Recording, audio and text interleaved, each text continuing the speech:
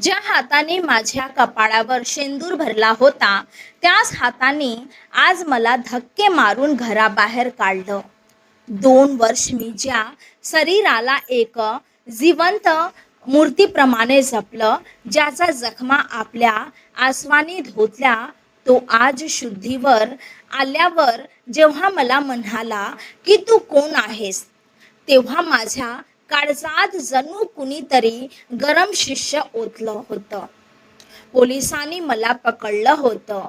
जग माझ्यावर हसत होतं आणि माझेच लोक मला वेडी ठरवत होतं.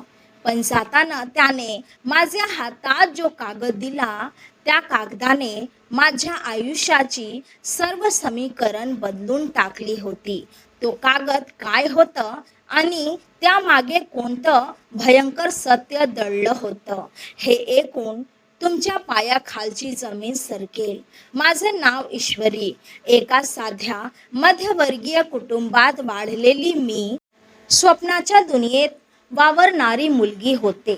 अविनाशशी लग्न झालं आणि मला वाटलं की जगातील सगळं सुख माझ्या पदरात पडलं आहे. अविनाश दिसायला रुबाबदार, स्वभावाने अत्यंत शांत आणि माझ्यावर जीवापाड प्रेम करणारा माणूस. आमचं लग्न होऊन जेमतेम 1 वर्ष झालं असेल. तोच नियतीने आमच्या घात केला. तो दिवस आजही माझ्या डोळ्यासमोर जसाच्या तसा उभा राहतो. पावसाची एक भयंकर रात्र होती. विजाच्या कडकडाट आणि पावसाचा जोर इतका होता की खिडकीतून बाहेरच काहीच दिसत नव्हतं. अविनाश ऑफिसच्या कामानिमित्त बाहेर गेला होता. मी रात्रीचे 10 वाजले तरी त्याची ताट पाहत होते. जेवण तयार होते, पण काळजात काहीतरी धस्स होत होतं. अचानक फोनची रिंग वाजली. अनोळखी नंबर होता. पलीकडून एका पोलीस हवालदाराचा आवाज होता. तुमचा पतीचा अपघात झाला आहे, लवकर सिटी हॉस्पिटलमध्ये या. त्या क्षणी माझ्या हातातली पाण्याची काच खाली पडली आणि तिचे तुकडे तुकडे झाले. माझं नशीबही त्या काचेसारखं फुटलं होतं. मी धावत पळत हॉस्पिटलमध्ये पोहोचले, तेव्हा तिथे रक्ताचा वास आणि लोकांचा आक्रोश होता. अविनाशला स्ट्रेचरवरून ओढत नेताना मी पाहिलं. त्याचा पांढरं शर्ट रक्ताने पूर्णपणे भिजलं होतं.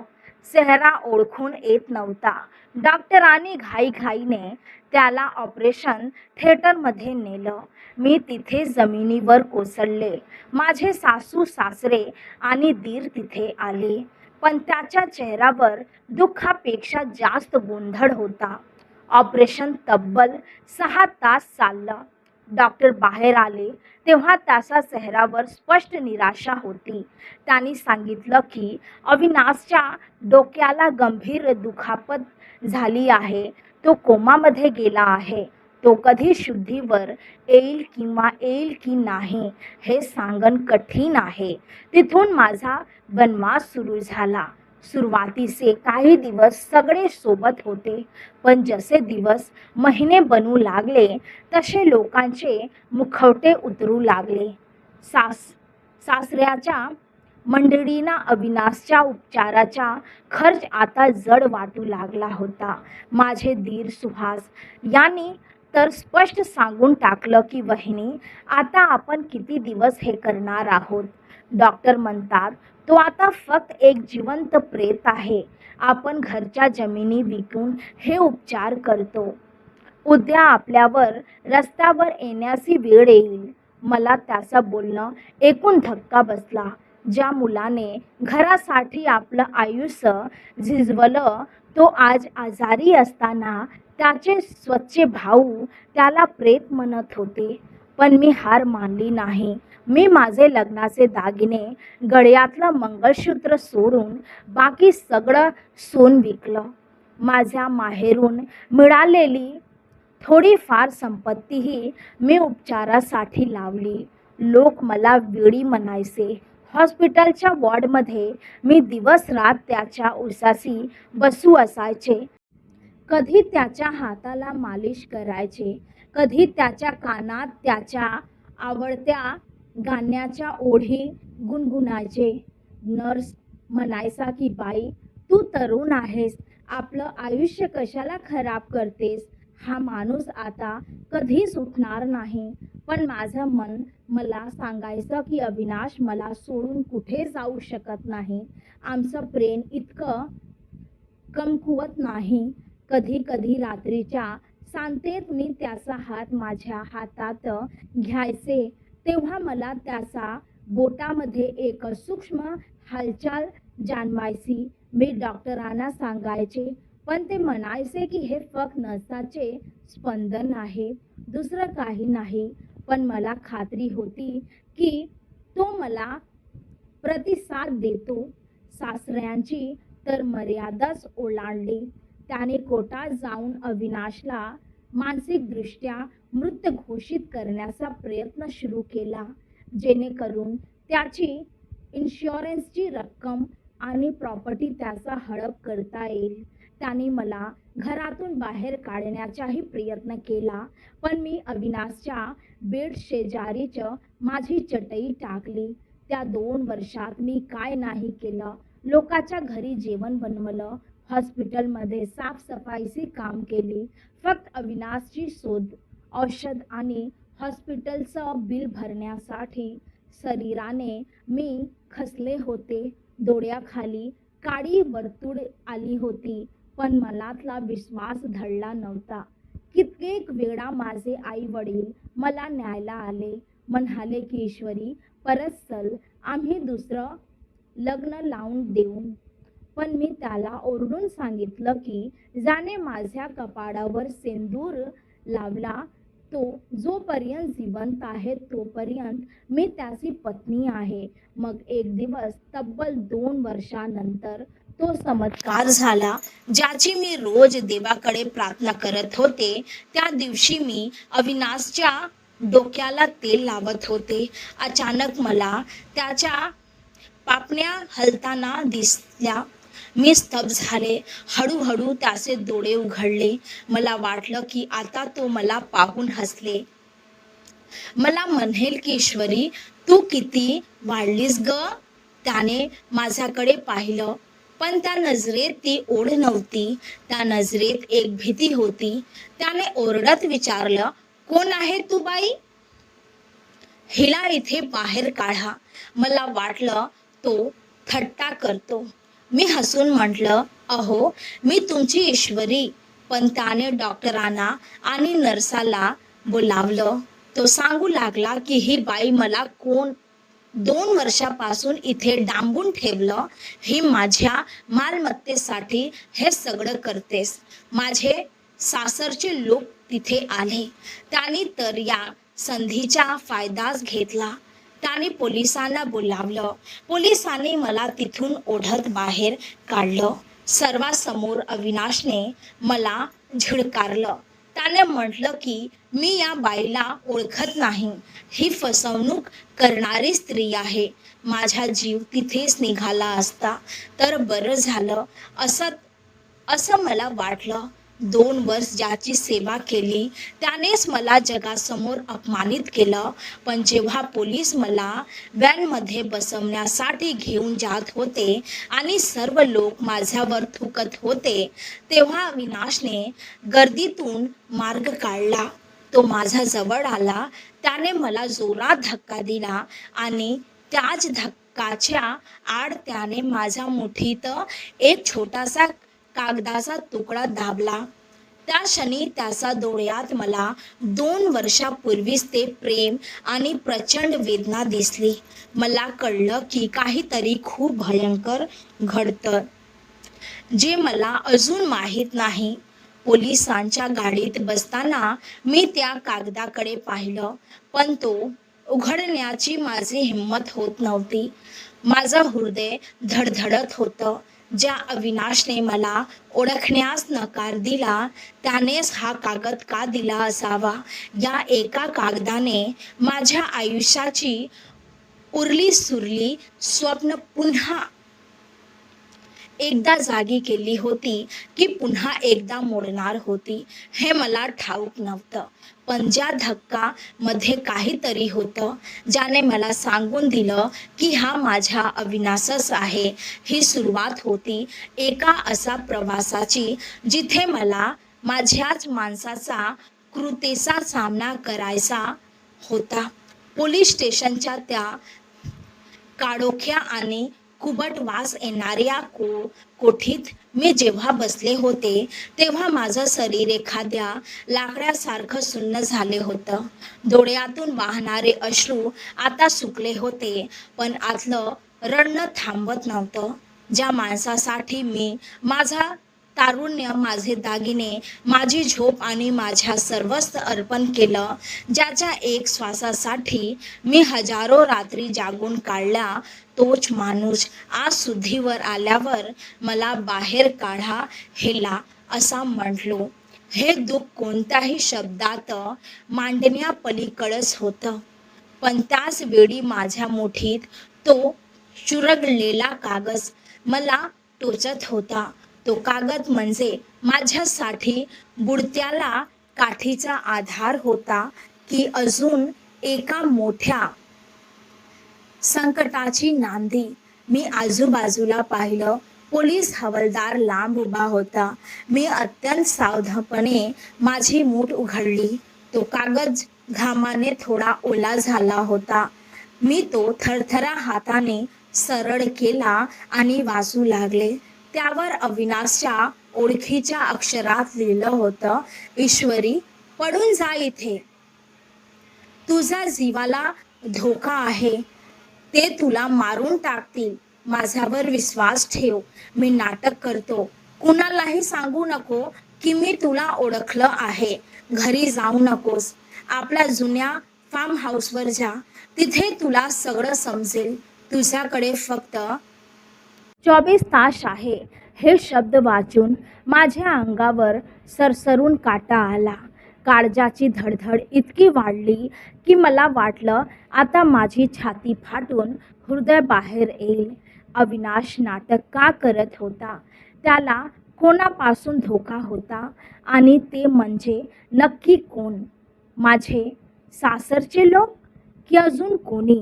मला आठवलं 2 वर्षापूर्वी जेव्हा त्याचा अपघात झाला होता तेव्हा सासऱ्यांची वागणूक अचानक बदलली होती. तो अपघात खरोखर अपघात होता की काही वेगळं? दुसऱ्या दिवशी सकाळी पुराव्याअभावी पोलिसांनी मला सोडलं. कदाचित अविनाशने तक्रार मागे घेतली असावी किंवा त्याने फक्त मला तिथून बाहेर काढण्यासाठी तो बनाव केला असावा. पोलीस स्टेशन बाहेर येताच मला जाणवलं की कुणीतरी माझ्या पाठलाग करतं. मी रिक्षा बदलल्या, गर्दीच्या ठिकाणी गेले आणि शेवटी एका गल्लीतून पळत पळत शहराबाहेर जाणाऱ्या एस.टी. बसमध्ये चढले. माझं लक्ष फक्त त्या फार्म हाऊसकडे होतं. ते फार्म हाऊस म्हणजे अविनाशने आमच्या लग्नानंतर 6 महिन्यांनी गुपचूप घेतलेली एक छोटीशी जागा होती, ज्याबद्दल त्याच्या घरात कोणालाच माहीत नव्हतं. मी तिथे पोहोचले तेव्हा संध्याकाळ झाली होती. फार्म हाऊसच्या जुन्या कुलपाला जंग चढला होता. मी जवळच्या दगडाने ते कुलूप तोडलं आणि आत शिरले. तिथे धुळीच साम्राज्य होतं. अविनाशने सांगितल्याप्रमाणे मी त्याच्या जुन्या लाकडी ट्रंकपाशी गेले. ती ट्रंक उघडताच मला वर काही जुने कपडे दिसले, पण खाली एक छोटासा कप्पा होता. त्या कप्प्यात एक फाईल आणि एक पेनड्राईव्ह होता. मी तिथे जमिनीवर बसले आणि ते कागदपत्र वाचू लागले. त्या फाईलमध्ये अविनाशच्या अपघाताच्या रात्रीचे काही फोटो होते. ते फोटो पाहून मला घेरी आली. त्या फोटोमध्ये एक काळ्या रंगाची कार अविनाशच्या गाडीला धडक देताना स्पष्ट दिसत होती आणि त्या कारच्या ड्रायव्हर सीटवर जो माणूस होता तो दुसरा तिसरा कोणी नसून माझा दीर सुहास होता. माझ्या विश्वासच बसत नव्हता. सख्या भाऊ आपल्या भावाचा जीव घेण्याचा प्रयत्न कशा करू शकतो.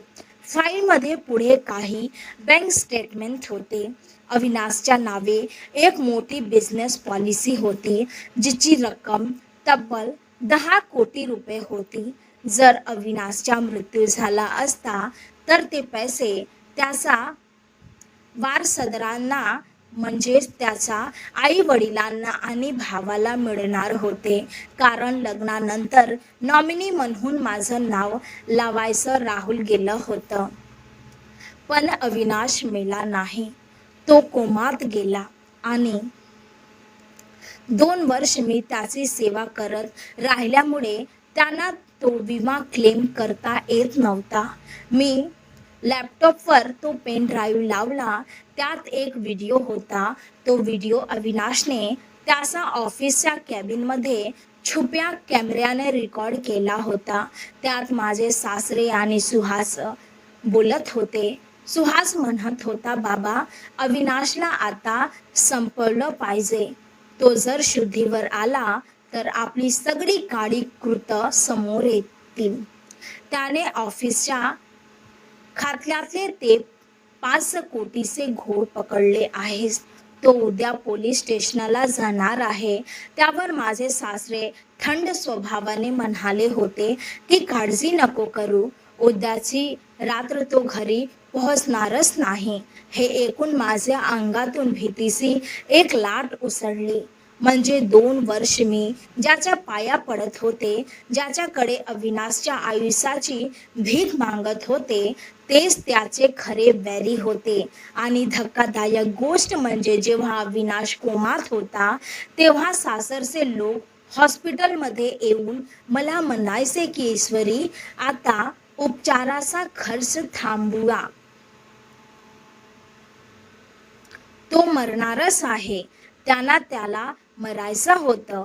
पण मी ढाल बनवून उभी होती. मी त्या कोमात असलेल्या माणसाला सावरलं होतं, म्हणूनच ते मला मारू शकत नव्हते. पण आता अविनाश शुद्धीवर आला होता.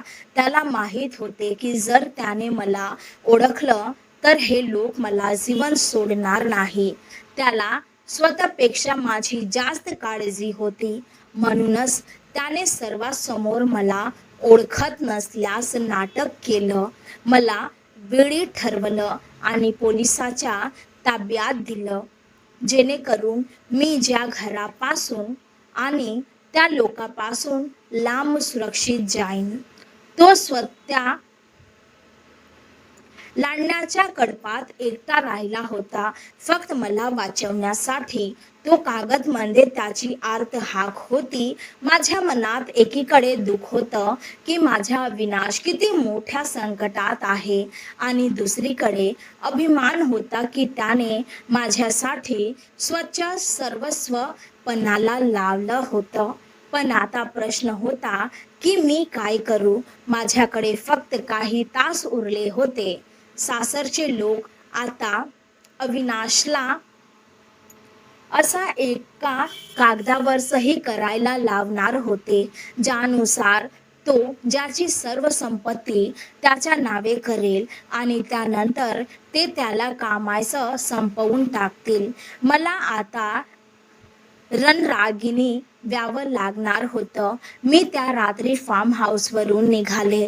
मला माहीत होतं की साध्या वेशातने काही गुंड माझ्या मागावर असतील. मी माझ्या वकिलांना फोन केला, जे अविनाशचे खूप जुने आणि विश्वासू मित्र होते. त्यांना सगळी परिस्थिती सांगितली. त्याने मला धीर दिला आणि सांगितलं की ईश्वरी, आपण कायद्याने लढू, पण आता वेळ कमी आहे. आम्ही एक सापळा रचला. रात्रीचे 2 वाजले होते. मी पुन्हा त्या हॉस्पिटलच्या दिशेने निघाले जिथे अविनाशला त्यांनी एका खाजगी वॉर्डमध्ये हलवलं होतं. तिथे कडेकोट बंदोबस्त होता, पण मला त्या हॉस्पिटलचे सर्व चोर रस्ते माहीत होते, कारण 2 वर्ष मी तिथेच काढली होती. मी नर्साचा गणवेश घातला, तोंडाला मास्क लावला आणि गुपचूप अविनाशच्या वॉर्डपाशी पोहोचली. बाहेर सुहास आणि त्याचे 2 मित्र दारू पीत बसले होते. ते हसत होते, जणू काही त्यांनी युद्ध जिंकलं होतं. मी वॉर्डच्या मागच्या खिडकीतून आत शिरले. अविनाश बेडवर पडून होता. त्याचे डोळे उघडे होते आणि ज्याच्या डोळ्यातून अश्रू वाहत होते. त्याने मला पाहिलं आणि तो दचकला. तो हळू आवाजात म्हणाला, ईश्वरी, तू इथे का आलीस? मी सांगितलं होतं ना पडून जा. मी त्याचा हात हातात घेतला आणि म्हटलं, तुम्हाला सोडून मी कुठेही जाणार नाही. आता मरायचं तर एकत्र आणि लढायचं तर एकत्र. त्याने मला घट्ट पकडलं. तो म्हणाला, त्याने बाबांना आणि आईला सुद्धा या कटात सामील केलं. मला वाटलं नव्हतं की माझे स्वच्छ वडील पैशासाठी इतके खाली पडतील. ईश्वरी, त्याने माझ्या मानेवर सुरी ठेवून कागदपत्रावर सह्या घेतला आहेस. आता ते मला इंजेक्शन देऊन मारून टाकतील आणि पोलिसांना सांगतील की कोमातून बाहेर आल्यावर हार्ट अटॅकने माझा मृत्यू झाला. त्या क्षणी मला जाणवलं की वेळ संपत आली आहे. बाहेर पावलाचा आवाज आला. सुहास आत येत होता. मी पटकन बेडच्या खाली लपले. सुहास आत आला आणि त्याने अविनाशला जोरात एक चपराक लगावली. तो म्हणाला, काय रे मोठ्या भावा, खूप प्रेम आला होता ना त्या ईश्वरीवर? आता बघ ती कुठे मरते आणि तू कुठे. ही सही कर आणि शांतपणे मर. सुहासच्या हातात एक विषारी इंजेक्शन होतं. माझं रक्त उसळलं. मी बेडच्या खालून बाहेर आलं आणि सुहासच्या पायाला जोराने खेचलं. तो धाडकन जमिनीवर पडला. त्याच्या हातातलं इंजेक्शन लांब उडालं. त्याने माझ्याकडे पाहिलं. त्याचे डोळे रागाने लाल झाले होते. तो ओरडला, तू अजून जिवंत आहे, आज तुला नाही संपवतो. तो माझ्या अंगावर धावून आला, पण त्याच वेळी वॉर्डचा दरवाजा तोडून पोलीस आत शिरले. अविनाशचा वकील आणि इन्स्पेक्टर साळुंखे तिथे होते. सुहासला पोलिसांनी पकडलं, पण सुहास हसत म्हणाला, तुम्ही मला पकडलं तरी काही फरक पडत नाही. बाबांनी आधीच ईश्वरीच्या आई वडिलांना आपल्या ताब्यात घेतलं. जर तुम्ही मला सोडलं नाही तर ते त्यांना मारून टाकतील. हे ऐकून मला पुन्हा एकदा धक्का बसला. माझ्या आई वडिलाच्या यात काय संबंध? पण सुहासने जे सांगितलं ते ऐकून माझ्या काळजाचे तुकडे झाले. तो म्हणाला, ईश्वरी, तुला काय वाटलं तुझ्या वडिलांनी तुला वाचवण्यासाठी सोन दिलं? अगं, तुझे वडील सुद्धा आमच्या या कर्जाचा जाळ्यात अडकले होते. अविनाशच्या विम्याचे निम्मे पैसे तुझ्या वडिलांना मिळणार होते. म्हणूनच त्याने तुला 2 वर्ष त्या हॉस्पिटलमध्ये खितपत ठेवलं. या सस्पेन्स इतका भयंकर होता की मला वाटलं आता माझं डोकं फुटेल. ज्या बाबाने मला लहानास मोठं केलं तोच माझ्या पतीचा मृत्यूची वाट पाहत होता. सुहासच्या त्या एका वाक्याने माझ्या पायाखालची जमीन खरोखरच सरकली होती. माझे वडील, ज्याने मला बोटाला धरून चालायला शिकवलं, ज्याने माझ्या सुखासाठी स्वच्छ स्वप्न मारली, ते माझ्या पतीचा जीवावर उठलेल्या लोकांशी हात मिळवणी करू शकतात. मला वाटलं हा सुहासचा एखादा डाव असेल. मला मानसिकरित्या तोडण्यासाठी त्याने रचलेले हे खोटं जाळ असेल. पण सुहासच्या डोळ्यातील ते क्रूर हास्य काहीतरी वेगळं सांगत होतं. इन्स्पेक्टर साळुंखे याने सुहासला गचांडी धरून बाजूला केलं आणि त्याच्या हातातला बेड्या ठोकल्या. अविनाश बेडवरून उठण्याचा प्रयत्न करत होता, पण त्याचे पाय अजूनही साथ देत नव्हते. मी धावत जाऊन त्याला सावरलं. तो थरथरत होता. ईश्वरी, सुहास खोटं बोलतो असं मला वाटत नाही. तो म्हणाला, अपघाताचा काही दिवस आधी तुझे वडील माझ्याकडे आले होते. त्यांना त्याचा व्यवसायासाठी खूप मोठ्या रकमेची गरज होती आणि मी त्यांना असमर्थता दर्शवली होती. तेव्हा त्याचा चेहऱ्यावरचा तो राग मी पाहिला होता. मला कळेना की मी कोणावर विश्वास ठेवू. एका बाजूला माझा नवरा होता, ज्याने माझ्यासाठी मृत्यूला हुलकावणी दिली होती, आणि दुसऱ्या बाजूला माझे जन्मदाते होते.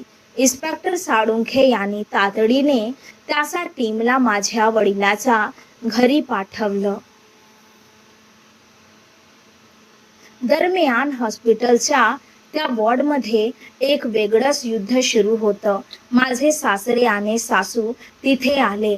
पोलिसांनी त्यांना घेराव घातला होता. माझे सासरे अजूनही ताठ मानेने उभे होते. ते ओरडून म्हणत होते की हा सगळा अविनाशचा आणि या कारस्थानी ईश्वरीचा कट आहे. त्यांनी आम्हाला अडकवण्यासाठी हे नाटक रचलं आहे.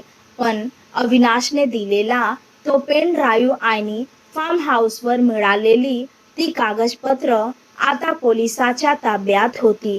पुरावा इतका प्रबळ होता की त्यास कोणतंही खोटं बोलणं टिकणार नव्हतं. पोलिसांनी माझ्या सासू सासऱ्यांना आणि सुहासला व्हॅनमध्ये बसवलं. वॉर्डमध्ये आता फक्त मी, अविनाश आणि शांतता उरली होती. पण ही शांतता भयानक होती. थोड्याच वेळात इन्स्पेक्टरचा फोन वाजला. पलीकडून सांगावा आला की माझ्या वडिलाच्या घरातून काही अशी कागदपत्र सापडली आहेत जी सिद्ध करतात की त्यांनी सासऱ्याच्या लोकांकडून मोठी रक्कम घेतली होती. इतकंच नाही, ज्या ट्रकने अविनाशला धडक दिली होती तो ट्रक चालवणारा ड्रायव्हर माझ्या वडिलाचा जुन्या ओळखीचा होता. माझ्या डोळ्यासमोर अंधारी आली.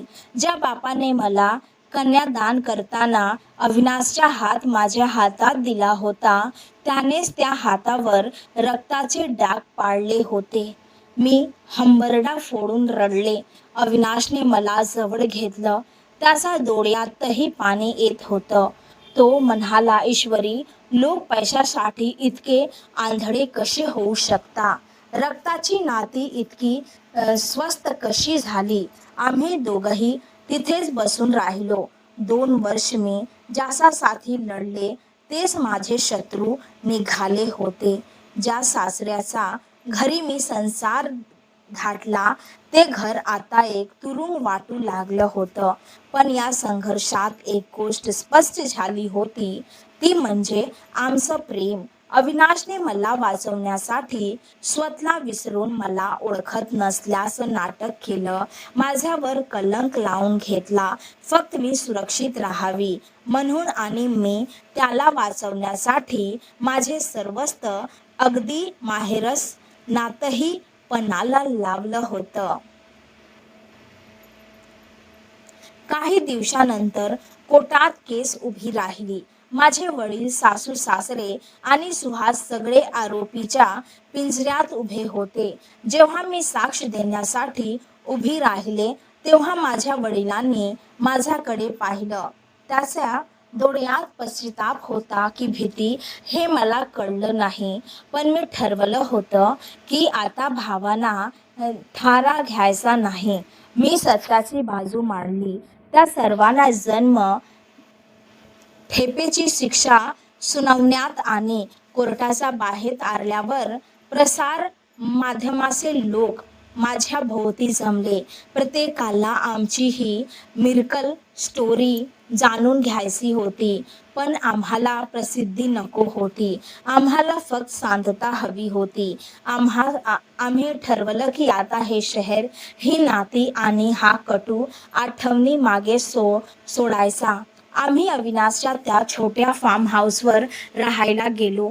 तिथली हवा शुद्ध होती आणि तिथे कोणीही आम्हाला त्रास देणार नव्हतं. अविनाशला पूर्णपणे बरं व्हायला अजून काही महिने लागणार होतं.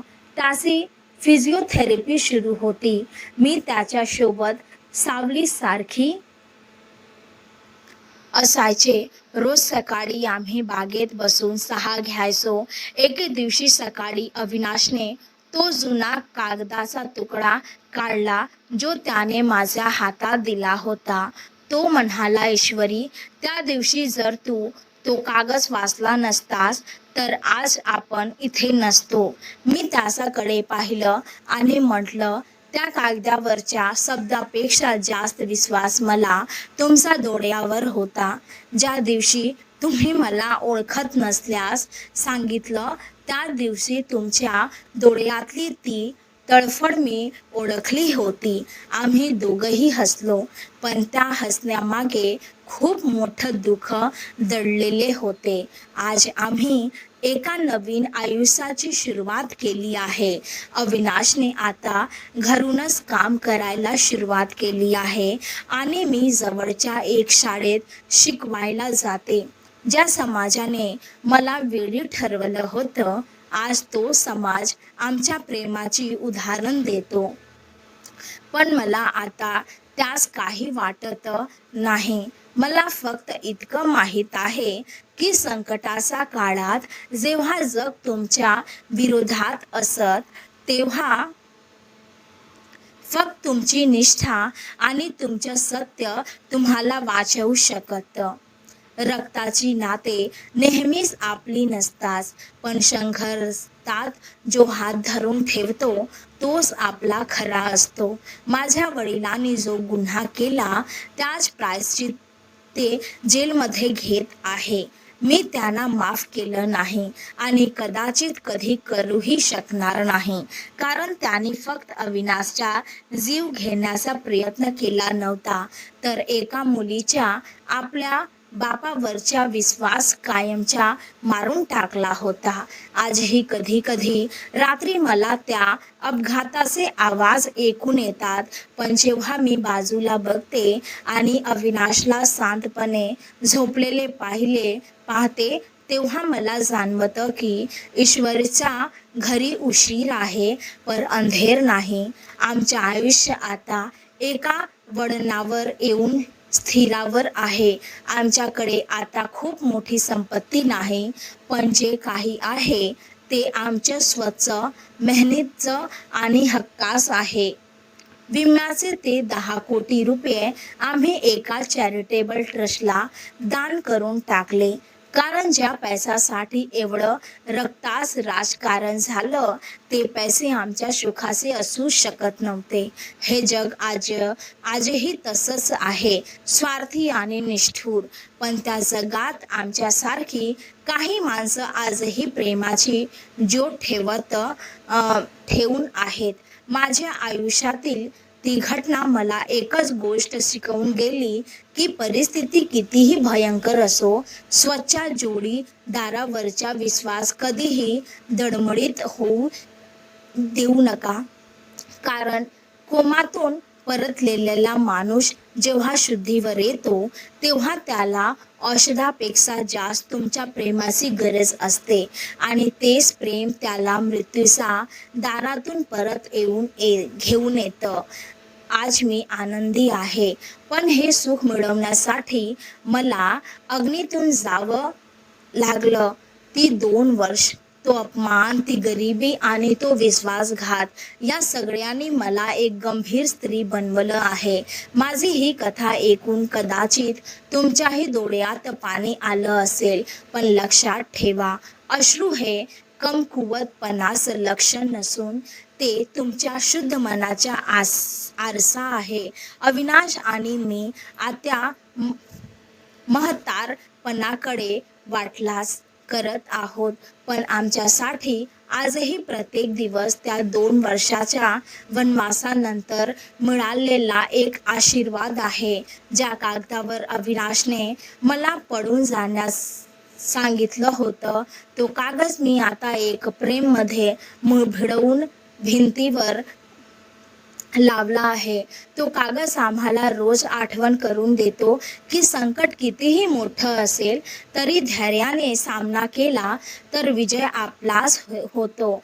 आमचं नात आता एका अशा स्तरावर पोहोचलो आहे जिथे शब्दांनी गरज भासत नाही. फक्त नजरेचा एक कोपऱ्यातून आम्हाला एकमेकांचं मन कळतं. हीर तर खरी कमाई आहेच.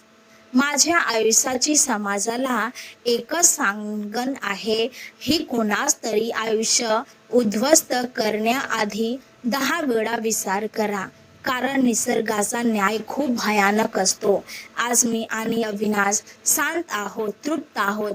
आमचा कोमा ते गेलेलं आयुष्य आता पुन्हा एकदा खडखडून वाहत आहे, एका सुंदर नदीसारखं जिचा प्रवास आता समुद्राच्या दिशेने सुरू आहे. शांतपणे आणि निश्चलपणे. ही माझी सत्यकथा आहे, जिने मला रडवलं, तोडलं, पण शेवटी पुन्हा उभं केलं.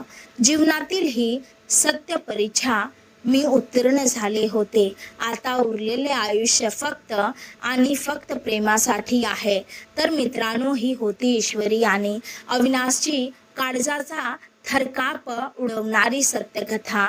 या कथेने आपल्याला शिकवलं की जेव्हा जग तुम्हाला विरोधात असतं तेव्हा फक्त तुमची निष्ठा आणि तुमचं सत्य तुम्हाला वाचवू शकतं. पण मला सांगा, जर तुम्ही ईश्वरीच्या जागी असता तर ज्या बापाने तुमच्या पतीचा जीव घेण्याचा प्रयत्न केला त्याला तुम्ही कधी माफ केलं असं का? तुमचं उत्तर मला कॉमेंटमध्ये नक्की सांगा. जर ही कथा तुम्हाला मनाला भिडली असेल तर या व्हिडिओला एक लाईक नक्की करा. असाच हृदयस्पर्शी आणि थरारक सत्यकथा ऐकण्यासाठी आपल्या चॅनलला सबस्क्राईब करा आणि बेल आयकॉन दाबायला विसरू नका. भेटूया पुढच्या एका नवीन आणि असाच जबरदस्त कथेसह. तोपर्यंत काळजी घ्या आणि पाहत रहा आमचं चॅनल. धन्यवाद.